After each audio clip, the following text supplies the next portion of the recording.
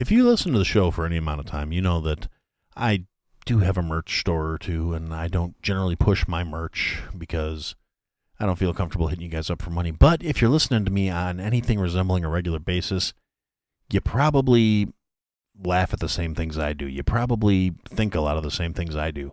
So why don't you go check out horribledesigns.com. They have assorted merchandise with funny comments on it, funny t-shirts, funny mouse pads, funny coffee cups, and then some stuff that maybe not necessarily so funny, but is definitely relevant, whether it's a social opinion, an economic opinion, a stance on, things like veganism or whether or not you need essential oils in your life. So, yeah, anyway, that's my little plug. I have some of their shirts. They're comfortable. They're cool. I like them. HorribleDesigns.com. Go check it out.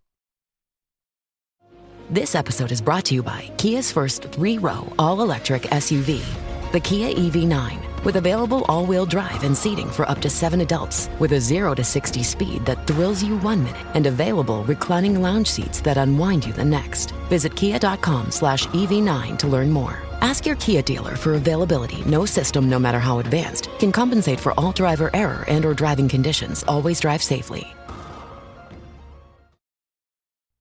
The podcast you are about to listen to contains at least one of the following: strong language, disturbing topics, abusive opinions, generally things that aren't appropriate for little kids or overly sensitive people. So, if any of that stuff's going to get your nose out of joint, this is your chance to turn it off. Welcome to I Had to Say It, the podcast where I talk about things that I feel need talking about, and sometimes they're not getting the attention they deserve. And your feelings, they're not under consideration. Hey everybody, welcome to another episode of I Had to Say It. So we're going to start out with the patron shout-outs. So thank you, as always, to Josh, Jake, B-Word, and the Iceman on Patreon, and Jason and Miss Aaron through Buy Me a Coffee. I appreciate your continued support. I hope you enjoy the show. So just kind of getting into things, the major thought that has been running through my head for the last few days, I mean, without dipping too deeply into current events, there's the usual bullshits going on. The federal government has still done fuck all for the train derailment in Ohio. The EPA is telling people it's safe to go back to their homes despite all the evidence to the contrary of things like still seeing a massive die-off in all the water, and basically a lot of people coming out and saying that the polyvinyl chloride was actually probably more dangerous as being burned off than it was if they would have just let it kind of, be there and be cleaned up as a liquid form.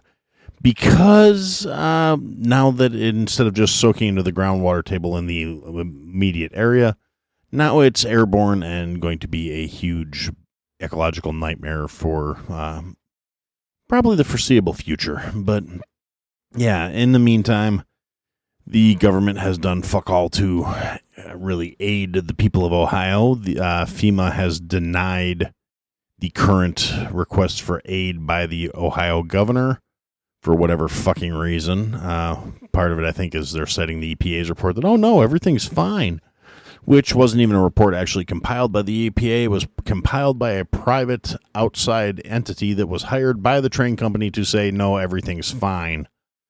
So, yeah, government fuckery as right about where it is to be expected at this point. Without getting into too much bitching about things, the current administration is proven beyond question at this point for anybody who hasn't completely drank the fucking Kool-Aid how actually incompetent they fucking are and how little they care about the American citizenry. Because, well, all this bullshit is going on in Ohio, and, well, people are suffering, livestock is dying, wildlife is dying, animals are dying, pets are dying, all kinds of shit is dying off, and the government's telling people it's okay, go back to your homes, everything will be fine. They have local politicians trying to demonstrate that the water's still safe and clean, and people are, I think it was a fire chief. There was something, I saw a clip of it online, of some asshole drinking water that was supposedly from one of their local restaurants that came out of the tap right before the interview. It's like, yeah, except for you didn't fill the glass up in front of anybody. They brought you a glass of water. There's no way that could have come out of a fucking bottle, huh, Jagoff?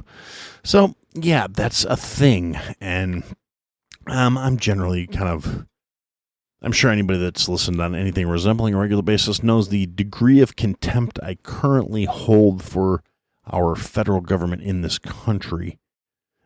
It's beyond mild irritation at this point. It is flat out contempt. I cannot stand these assholes. They have proven time and time again they don't give a shit about the people of this country. They give a shit about their own interests, their own egos, and their own projects. And that's all they care about. Making sure their shit is taken care of and fuck the general people in this country.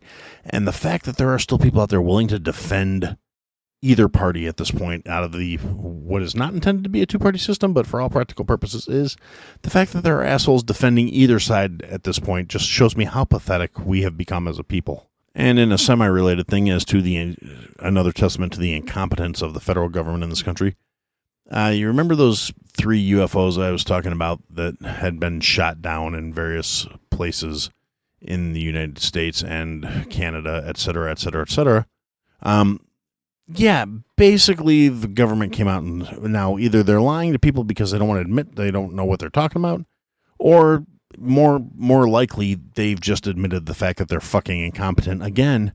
And these things that were shot down were assorted amateur hobbyist balloon type scenarios. One of the things that was shot down was a group claimed that it could be the missing balloon that belongs to a group of amateur balloonists out of northern Illinois. Yeah, somebody within driving distance of where I am says they basically put like a $20 balloon full of helium and it went up to like 10,000 feet and the federal government shot it down. So the ballooning club is out like $100. The federal government spent $500,000 shooting a missile at this fucking thing to take it out. So yeah, they're doing a great job of establishing how much we should not be letting these assholes run things. Now, that's just kind of an update out of the stupid shit that's been going on in the last, 7 days since the last time we talked.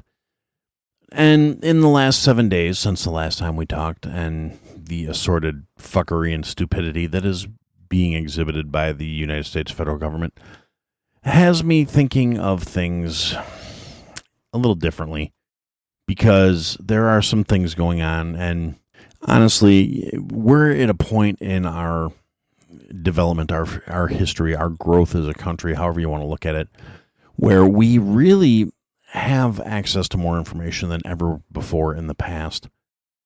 And in some ways it's a good thing, in some ways it can be kind of a bad thing, because a lot of people are really, there's been a lot of shit going on these weeks. More train derailments, more chemical spills, tanker trucks spilling, facilities where chemicals are being processed springing a leak, facilities where metals are being processed exploding, which was actually a fairly recent one. That just happened this morning, where there was an explosion at a metal refining plant. Now, this place is a place that happens to make brass and metal alloys, which happen to be a common component in things like plumbing and bullet casings.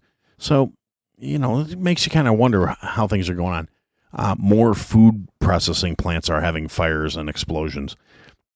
There is a consistent amount of bullshit going on that, realistically, when you take all this stuff together, it's real easy to fall in the trap of thinking this all has to be a conspiracy. This all has to be a big bad plan to try and turn the world around and cause, whether you want to look at the WEF's basically stated purpose of causing the Great Reset and tearing down the structure of our current global standards to rebuild it in their ideas of how things should be. Now, if you don't want to look at things from that perspective, yeah, there's a lot of shit going on. Yes, the World Economic Forum is a bunch of shithead elitist assholes who think they're better than the average person and think they should be steering the course of humanity.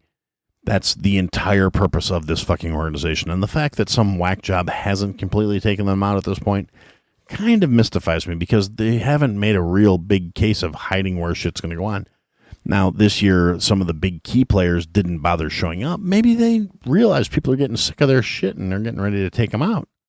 I wouldn't have been surprised if there would have been, something to strike down the forum if the big so-called key players would have been there. They had a ton of extra security because they know people are getting sick of them. People don't trust them. People don't want their oversight, their ruling, their decisions being made for them. But they're still decided they're more important. I mean, there's a certain degree of arrogance to this where that's how they believe things are supposed to work and blah, blah, blah. But honestly, if like the Klaus Schwabs and the Bill Gateses would have not taken a pass on going to the official public WEF, I wouldn't have been surprised at all if somebody would have like flown a small plane into it or something like that, simply because the conspiracy theorists get more and more fuel because of the increased level of communications. And that kind of ties into my current thought process on things that have been rolling around in my head in the capacity of it's real easy to get swept up in this influx of information and all the terrible shit that's been going on the last few weeks and basically the last couple of years, which have been pretty much a massive shit show since this whole COVID thing started, and kind of turn the world on its ass, for lack of a better way of putting it. And the thing about this is, like I said, there's more information available to us at our fingertips with a minimal amount of effort than ever in our history. More up-to-date, current, live information is available. Now, we do have a lot of social media entities, the controlling platforms are actively censoring some things. They are definitely shutting down certain concepts, certain thoughts, certain processes. On a lot of the platforms, you still can't say certain things, or you still can't do certain things without getting your content pulled, your voice silenced, muted according to their policies for violating their company policies and standards, which is their right as a private company, as long as they're doing it with the intent of being managed independently and a private company. Because the big problem in the United States, at least, comes in when the government starts telling them that's what they should be censoring and yada, yada, yada. And that's not what this show's going to be about, but that it does kind of tie into the whole thing where it's an issue.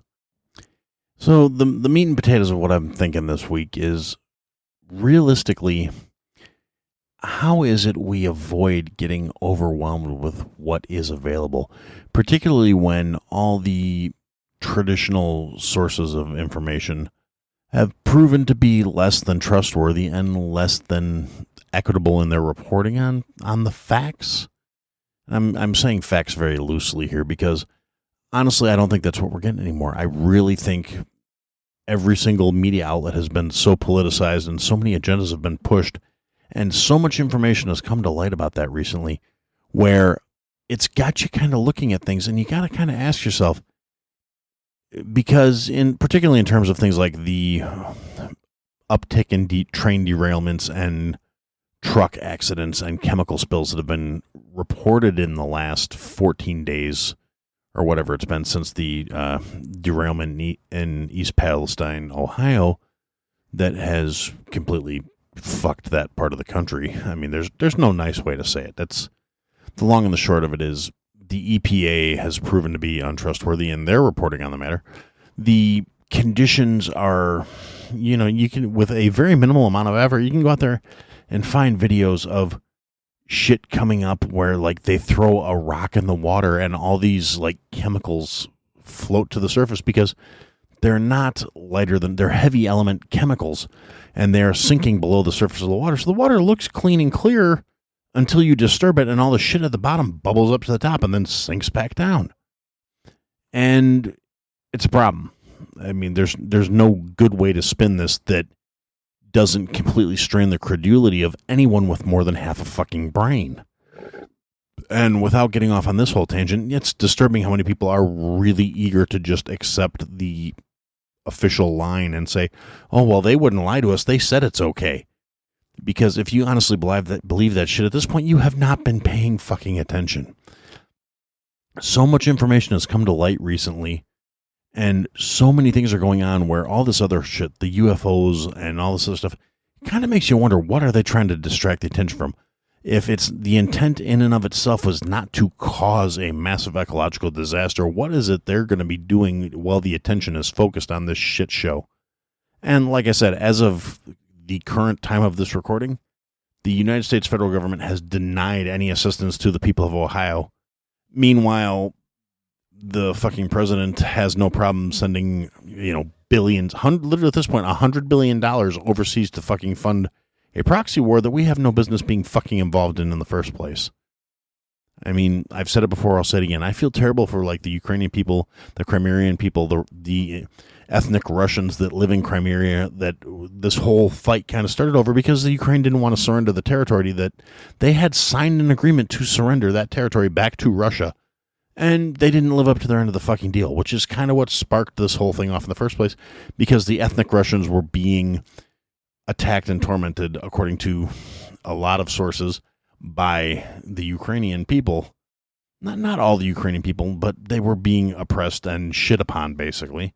And that was part of the issue where Putin was going in there saying, look, these are ethnic Russians that want to be part of Russia. They don't want to be part of the Ukraine. And you signed a fucking deal promising that, and you reneged on it. So we're going to militarily intervene to take what was promised to us and to defend people that want to be defended by the Russian people. So, and I'm not intending to harp on the whole bullshit war over there either. And I say bullshit because, like I said, if we hadn't gotten involved, if we hadn't decided to interject our money, our resources, our weapons into the situation, the fight would have been over in a few weeks, tops. I mean, yeah, I'm not a military expert, I'm not a strategist, but ultimately, without the resources of the rest of the world being funneled into this shit, there's a very real possibility Russia would have just steamrolled over the entire situation. Maybe they would have stopped at the boundaries of the territory that was under dispute. Maybe they would have rolled all the way through and just re-annexed all of the Ukraine, which was one of the initial defenses of our involvement in this, was to stop them from doing that. There's no guarantee that's what would have happened, and at this point it's too late to say yay or nay either way. And, you know, for what it's worth, China is now, you know, giving financial assistance to Russia and fiscal support. So it looks like Sleepy Joe is going to kind of just sleepwalk us into World War III because he's a fucking idiot. He's not this master statesman, which is what every fucking mouth-breathing idiot that is gung-ho hardcore leftist wants to say he is. He's not some master negotiator. He's not a unifier. He's not bringing peace to shit. They drink the Kool-Aid. They echo whatever he's told to, you know, what he's fed his speeches. He's barely coherent. You can see that just by looking at him. Anyone who's spent any time around an old person who is mentally unsound can see the earmarks in his demeanor, in his behavior, in the way he fucking walks, the way he fucking talks. This is not a suave, savvy politician. This is not a esteemed leader. This is a political fucking puppet. And that's that. That's all there is to it. But I'm sorry. I'm getting myself all worked up and derailed here. Like I said, the thing about this is, how much of this shit is just average daily bullshit? That's one of the things with the train derailment that's come up a lot of times. And I happen to know for a fact that it's not entirely inaccurate. It's not a great statistic, but an accurate statistic is there's usually 2 or 3 train derailments a fucking day across the country. There's a lot of trains. There's a lot of track. There's a lot of shit being transported on trains. Now, granted, the derailment in East Palestine that caused this massive chemical spill is not your garden variety derailment. So that number that's being thrown around by a lot of people who want to try and sort of mitigate the perception of the fact of this train derailment being a disaster, because it is a fucking disaster. All this other data is irrelevant in context of that. The fact of the matter is, yes, trains skip the tracks a lot. It happens. We have the facilities to deal with that happening. But in as so many other things in life, context matters here. There's a huge difference between a fully loaded derailment at speed going into like a curve, as opposed to a lot of the derailments that count towards this total derailment statistic where a car jumps a track, a wheel seizes up, and one train comes off the track, which doesn't happen at a massive high speed, so it doesn't cause a massive pileup of cars. It causes the train to start dragging, and they usually catch it, and they stop the train. A piece of equipment comes out that comes over, hoists the fucker up, turns it over. They pull out the bearings or whatever. They replace the axle. They replace the wheel. Whatever the problem is, they put it back on the track and they get fucking rolling again. And there are things in place to mitigate the amount of damage that happens when these derailments happen, because There's supposed to be monitors for rail temperature, for wheel temperature, for whether or not the things are turning properly. There's all kinds of shit. Part of the problem comes in, again, I talked about this last week, with when the guys from the railroad companies were trying to go on strike and the federal government intervened and said, no, the fuck you're not. One of their complaints was these railroad companies, in the interest, they were saying they were trying to optimize things, but realistically they were just trying to cut costs. They were reducing the number of people monitoring the equipment to make sure these things were not done. They cut down on the inspection time per train car so the inspections could not be run accurately to make sure these kind of things wouldn't fucking happen. And so, yeah, like I said, it is a statistic. It's legitimate. There are train derailments every fucking day. They're not huge, massive ecological nightmares like they are today. It's not multiple train cars full of toxic chemicals flipping off the track because they were going faster than they should have been when the derailment happened, and turning into this fucking nightmare, poisoning the air, the water, killing off all the animals for 15, 20 miles in any given fucking direction. It's the huge difference between that and when like an empty boxcar or a boxcar full of fucking TVs jumps the track and has to be put back on the track because they were going 25, 30 miles an hour when it happened. Join me, 48 Hours correspondent Erin Moriarty, on my podcast, My Life of Crime, as I take on true crime investigations like no other. This season, I'm looking into the labyrinth of crime and secrets within families. I'm cutting straight to the evidence and talking to the people directly involved, including investigators and the families of victims. Listen to My Life of Crime with Erin Moriarty wherever you get your podcasts. And that's the problem. The statistics are artificially inflated because in context of the degree of severity of this derailment, no, that's not something that happens 2 or 3 times a fucking day. Yes, maybe a train hops a track in a fucking rail yard or a switching yard, or a switch doesn't work properly, and 1 or 2 cars come off the track, and everybody's inconvenienced for an hour or 2 while the things are fixed and put back. This is a fucking nightmare. So, to the assholes that are out there pushing this whole, oh, well, there's 2 or 3 derailments a day, and yeah, you motherfucker, they're not on the same scale at all. Much like what your significant other doesn't want you to think, size matters in these circumstances, you fuckwit. So, that is a thing that is rolling around in the back of my head is, yeah, there's a lot of arguments on both sides of these things. And there's so much information out there, and it's so much easier to get overwhelmed.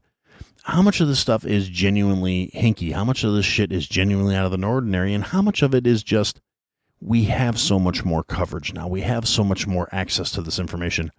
And the media, again, goes back to my distrust of the establishment and thinking how fucked things are, where, yeah, how much of this is legitimately an excessive amount of bullshit going on? How much of this shit is out of the ordinary and more fuckery than what we are used to dealing with in terms of the general state of affairs in the world? And how much of this is information overload, where we are being fed more and more of this information, so we are jumping to conclusions and we are assuming things are out of the ordinary? Again, I'm not trying to normalize this ecological nightmare. I'm not trying to normalize any of the stupidity that is being exhibited by any of our quote-unquote leaders in this country or anywhere else on the fucking planet. Because in general, the establishments are failing, and there was a time where I would have thought that wasn't a bad thing. Honestly, in a lot of ways, I still don't think it's a bad thing. I just, as a more mature individual, as an older adult, as somebody who's been dealing with this shit longer, I'm a lot more inclined to consider the blowback that is attached to that. And I question my own perceptions on these things. I ask myself, how much of this is really bad shit? How much of it is I'm getting myself psyched out and worked up because I have too much information at my fingertips, because I'm getting too much information from too many sources? How much of it is confirmation bias? How much of it is saying, well, this is kind of a weird thing, but I'm starting to see all these parallels? And I mean, my mind goes to the meme of one of the guys from the show, It's Always Sunny in Philadelphia, where he's got a giant cork board with all kinds of yarn and pictures and data and information. And it's generally used to talk about conspiracy theorists and how they're drawing all these connections out of, to feed their own plans, their own thoughts, their own ideas. And I wonder, realistically, how much of that is actually the case? How much is it where the overwhelming amount of shit that's there, how much of that is being put in front of us deliberately as a distraction?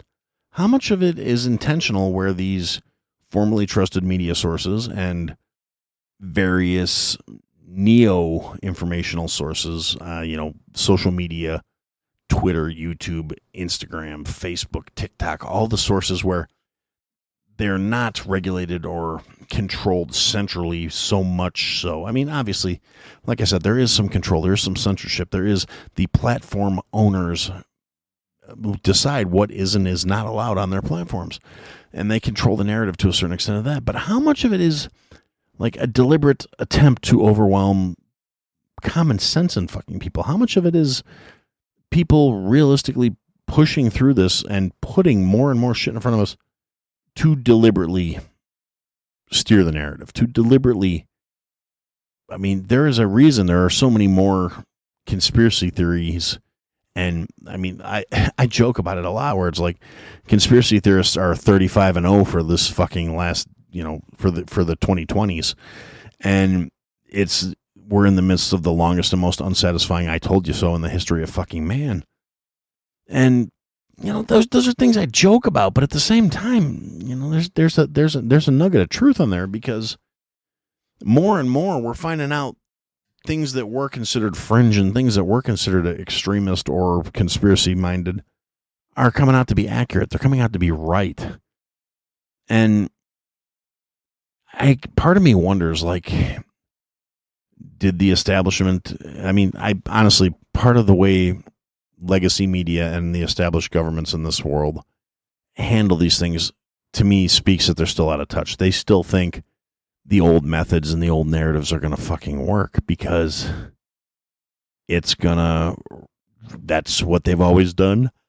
That's what got them to where they are. And unfortunately, the woolly mammoth just doesn't keep up and doesn't evolve with time and change. So that's why they keep doing what they do. And part of it is it's gotten to be more obvious because there are so many more sources, so many things they can't control, so many avenues for people to start networking. But the problem with that is we get these networks built, and again, like I said, this information overload, the thought that I keep coming back to is, I think in a lot of ways when the established, like I said, legacy media, governments, when they realized they can't regulate it, they decided to flood it instead.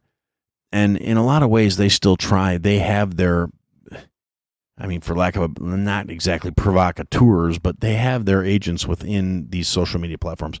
There are paid vocal assholes that have massive followings that are shills for one side or the other. And it's on both sides of the red, blue, conservative, Democrat, Republican, conservative, liberal spectrum, where there are spokespeople for both sides. Both sides are doing it. And I more and more I start to see people that are kind of acknowledging it and coming back to the middle and shit like that. But at the same time, is it too little too late? Is it something that we aren't able to deal with? Is it have we lost the capacity for critical thought to the extent where we are going to have to deal with, the people that are so easily manipulated? And you can see them, particularly with the next generation, the younger motherfuckers, the people, the under 27s, the ones I keep referring to as dumb motherfuckers, because by and wide, they're a bunch of dumb motherfuckers. They're easily manipulated. They are fucking so convinced of their own superiority and their own worth in that they think they are smarter. They think they have figured everything out. They think they know better, without realizing that they are just being spoon-fed the same bullshit that older generations have been doing to younger generations for fucking ever. And unfortunately, with the massive amount of interconnection and the web of information that exists out there, they have developed this young dumb motherfucker echo chamber where it's this massive circle jerk. They are so convinced of their own superiority and their own higher state of development and their own higher awareness that experience and track records are fucking meaningless to them because they don't fit the narrative they believe is accurate. And they think we're all stupid for going, no, you haven't figured shit out yet. And they're like, oh, no, we know fucking everything. But the problem is there's so many of these dumb motherfuckers and they're so well connected that instead of having to deal with the consequences of their action, they're trying to shape reality to fit their ideals. And the old cocksuckers that are actually running the show are using that because that's something old cocksuckers have always been good at, is manipulating young, dumb motherfuckers. So how do we deal with this as the middle ground, the middle class, middle-aged, middle motherfuckers, the cynical, jaded Gen X sons of bitches, the fucking elder millennials? The younger millennials are still young and stupid for a huge portion of them. But like I said, the middle of the road motherfuckers, the ones who they're like me. And I've seen a lot of, people very proud of the fact that, oh, well, I took a political thermostat test and I'm just left of middle. I'm not an extremist, blah, blah, blah, blah, blah. Yeah, but you're still siding with them because something in your head tells you that's the only way you're going to get anything done. So we're just as guilty being dumb motherfuckers as all these 25-year-olds, but we have less excuses. We have the life experience. We shouldn't be this fucking stupid. But we've all kind of bought into this, we drank the Kool-Aid if we have to play the game by their rules. And I don't understand. Like I said, I don't know if it's because we're so overwhelmed with the amount of information that's out there, where instead of just being able to sift through it and analyze and be critical, it's a lot of shit. So maybe did we just kind of give up and say, fuck it? And throw our hands in the air and say it is what it is? Because if there's any one thing that kind of sums up the people I'm talking about, it is it is what it is attitude. And in a lot of ways, that makes us more dangerous to the people who want to maintain the status quo and to maintain the narrative. Because we're a lot harder to manipulate without these unrealistic expectations. We have gotten to the point where we know life and its requirements take precedence over ideals in a lot of ways, shapes, and forms. Most of us have had to make compromises in our original core ideals that we had when we were young, stupid motherfuckers. And realizing making a compromise is what adults do. And the only time we don't seem to remember that is when we start letting these political assholes get us all hyped up to push the division, push the bullshit, whether it's a division based on ethnicity or complexion or gender identity or religious choice. It's all fucking bullshit. And we still jump into it. So is it because we're getting overwhelmed with this bullshit? Is it because we've just lost the ability to think critically? Is it because we've decided we don't want to accept facts and somehow we're trying to recapture the idealism of when we were young and stupid and didn't realize how the fucking world works? Is that why we're letting these old cocksuckers get away with it? Is that why we're letting these elitist bastards basically do whatever the fuck they want? And they are a very slim minority of the population, of the people, of the actual hands and feet and heads that are humanity at this point.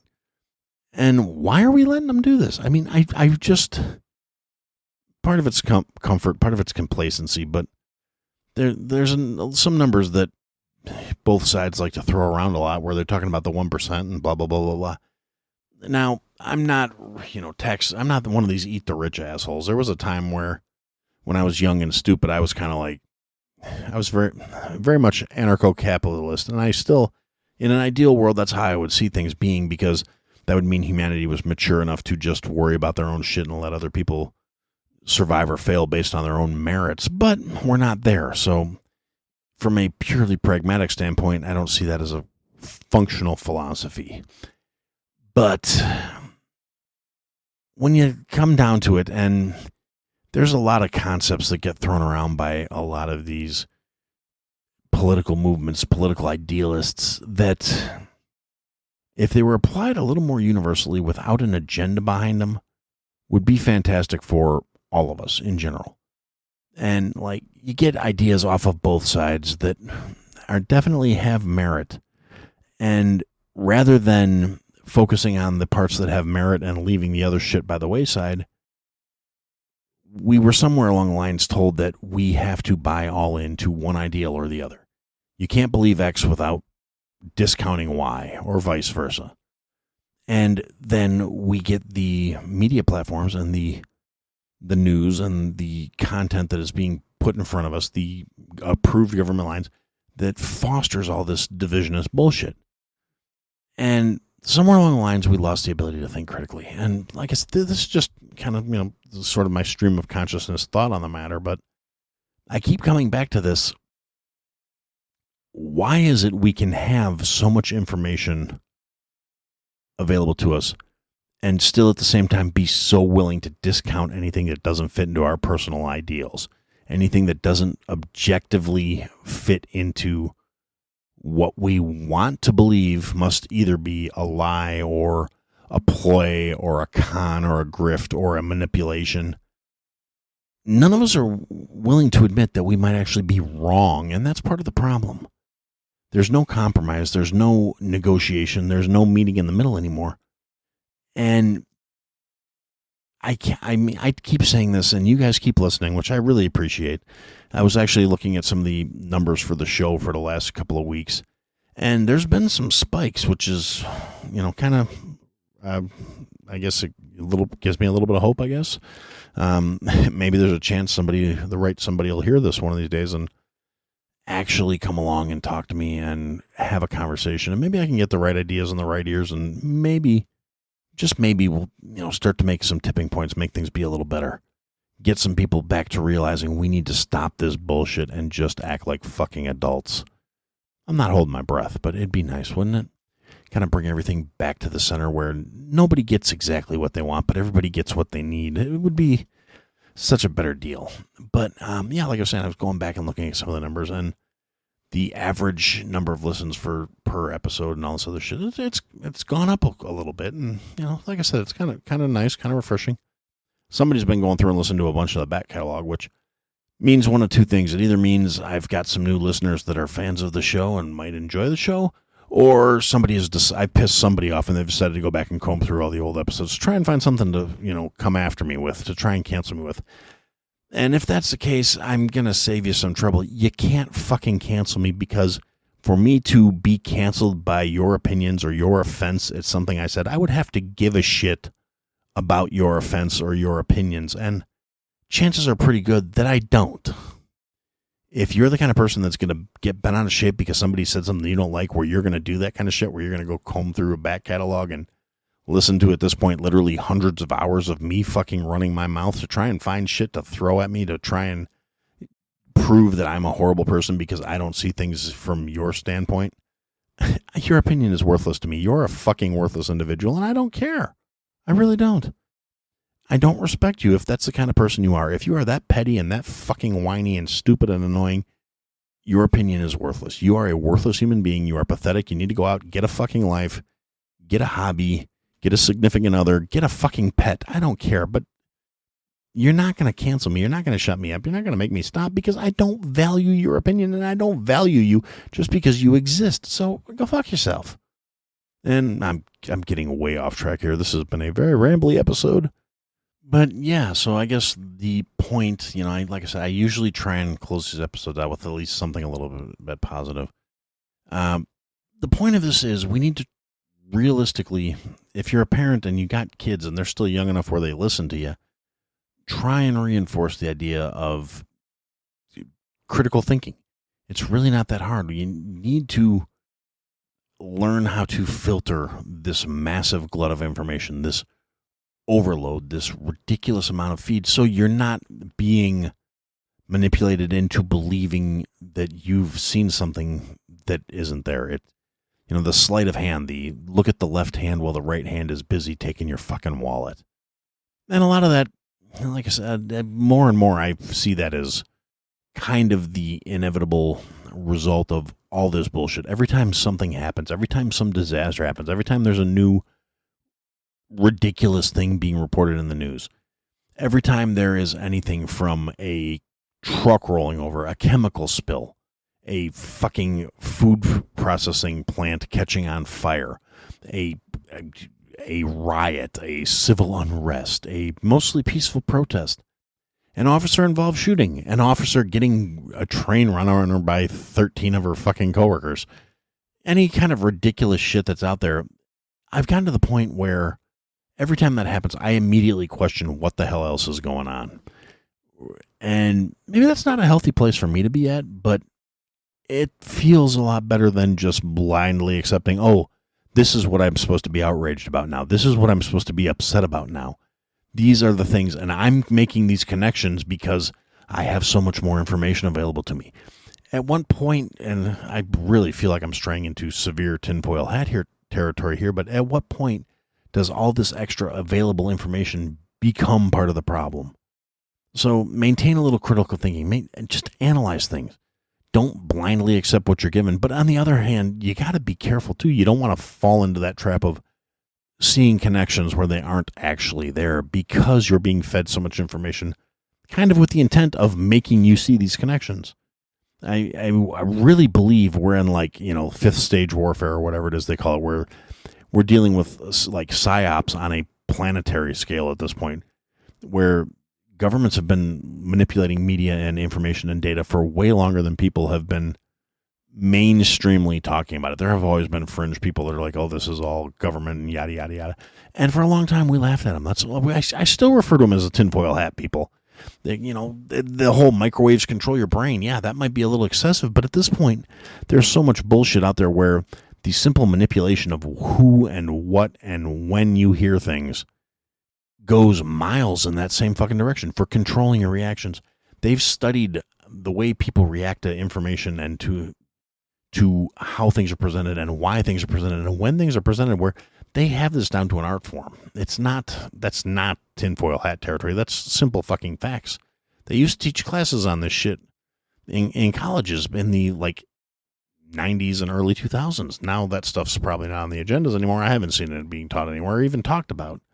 But there was a time where this was regular, theoretical at least, exercises in certain classes. And now I think it's just kind of being put into practice. So I guess, just stay jaded. Don't blindly accept everything you're told. Stop towing the line. Stop buying the narrative. Start thinking for yourself. And for fuck's sakes, if you are still supporting anybody who's in a position of power and a position of authority because of whatever letters after the name or because of whatever party they're in, you need to just pull your head out of your fucking ass. So that's, a little food for thought. And it's a little over the half-hour mark, so I'm going to put a pin in this one. I am looking to, it's almost the end of the month. Got another live episode coming up last Sunday of the month, which should be next weekend. So if you've got nothing else going on, it'll be 7 p.m. Central Time, February 26th. If you are a listener and you would like to be involved in the show, let me know. Send me an email at ihadtosayitpodcast.com. And I will make sure to get you the link so you can be involved in that. And we will hopefully have a good time. Hopefully we'll get a few people in there. We'll get some conversations. We'll get some laughs going. Who knows? And for now, we're going to wrap it up, and that's what I had to say. Thanks for listening to another episode, guys. If you liked what you heard, leave a comment, leave a review, leave a rating. Go to ihadtosayitpodcast.com. Sign up for the mailing list. Interact with the show. Click the links, sign up for the Patreon, join the Discord, come and interact, be a part of the show, buy the merch, support your favorite creator.